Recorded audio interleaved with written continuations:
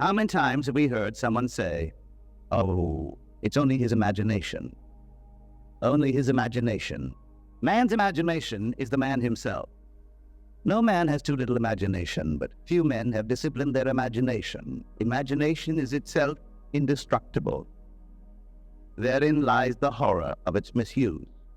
Daily, we pass some stranger on the street and observe him muttering to himself, carrying on an imaginary argument with one not present. He's arguing with vehemence, with fear, or with hatred, not realizing that he is setting in motion by his imagination an unpleasant event which he will presently encounter. The world, as imagination sees it, is the real world. Not facts, but figments of the imagination shape our daily lives. It is the exact and literal-minded who live in a fictitious world. Only imagination can restore the Eden from which experience has driven us out. Imagination is the sense by which we perceive the above, the power by which we resolve vision into being.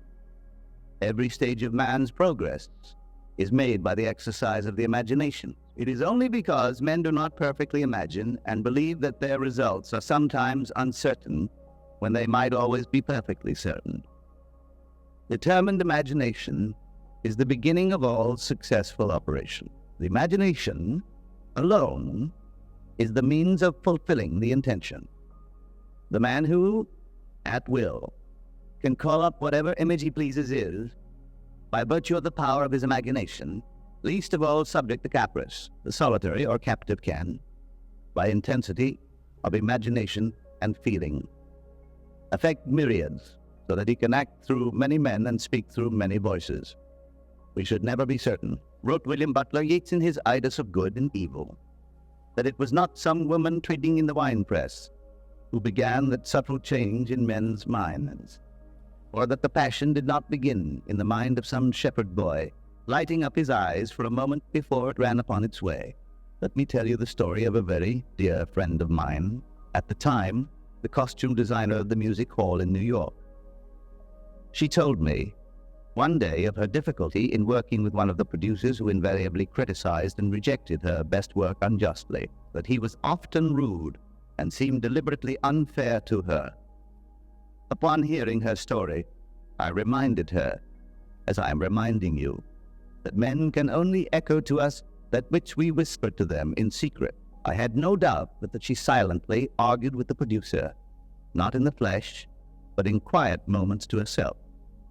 She confessed that she did just that each morning as she walked to work. I asked her to change her attitude toward him, to assume that he was congratulating her on her fine designs. And she, in turn, was thanking him for his praise and kindness. This young designer took my advice, and as she walked to the theater, she imagined a perfect relationship of the producer praising her work, and she, in turn, responding with gratitude for his appreciation. This she did morning after morning, and in a very short while, she discovered for herself that her own attitude determined the scenery of her existence.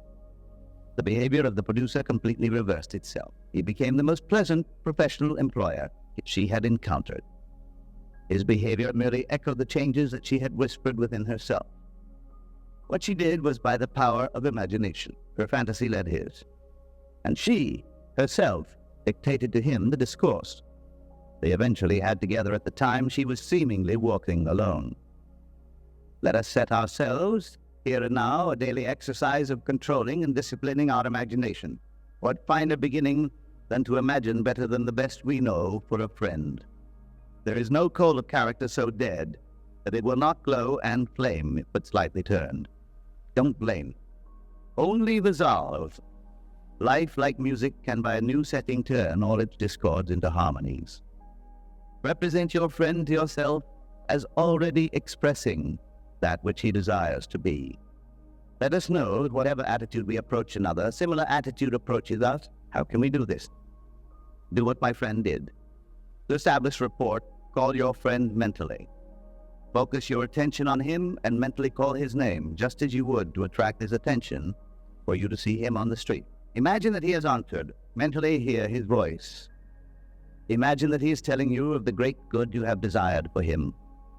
You, in turn, Tell him of your joy in witnessing his good fortune, having mentally heard that which you wanted to hear, having thrilled to the news heard. Go about your daily task.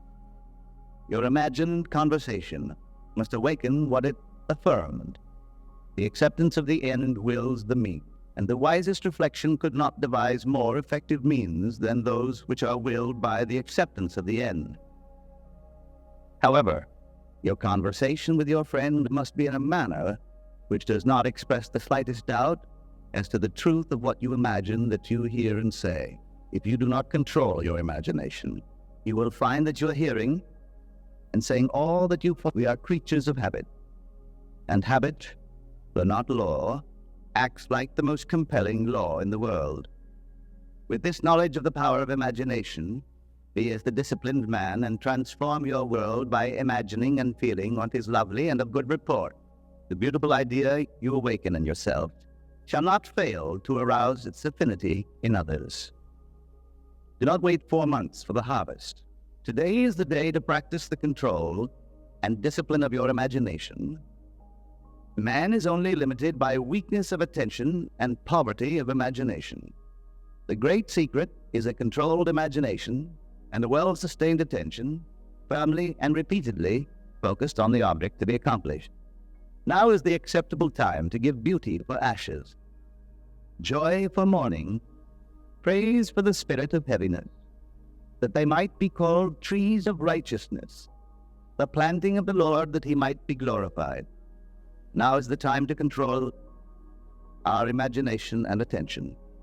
By control, I do not mean restraint by willpower, but rather cultivation through love and compassion. With so much of the world in discord, we cannot possibly emphasize too strongly the power of imaginative love. Imaginative love, that is my subject next Sunday morning when I shall speak for Dr. Bales while he is on his holiday. The services will be held, as always, at the Fox Wilshire Theater on Wilshire Boulevard, near La Cienega, at 10:30. As the world is, so is the individual. Should be changed to, as the individual is, so is the world. And I hope to be able to bring to each of you present the true meaning of the words of Zechariah. Speak ye every man the truth to his neighbor, and let none of you imagine evil in your hearts against his neighbor. What a wonderful challenge to you. And as a man thinketh in his heart, so is he. As a man imagineth, so is he. Hold fast to love in your imagination. By creating an ideal within your mental sphere, you can approximate yourself to this ideal image till you become one, and the same with it, thereby transforming yourself into it, or absorbing its qualities into the very core of your being. Never, never lose sight of the power that is within you.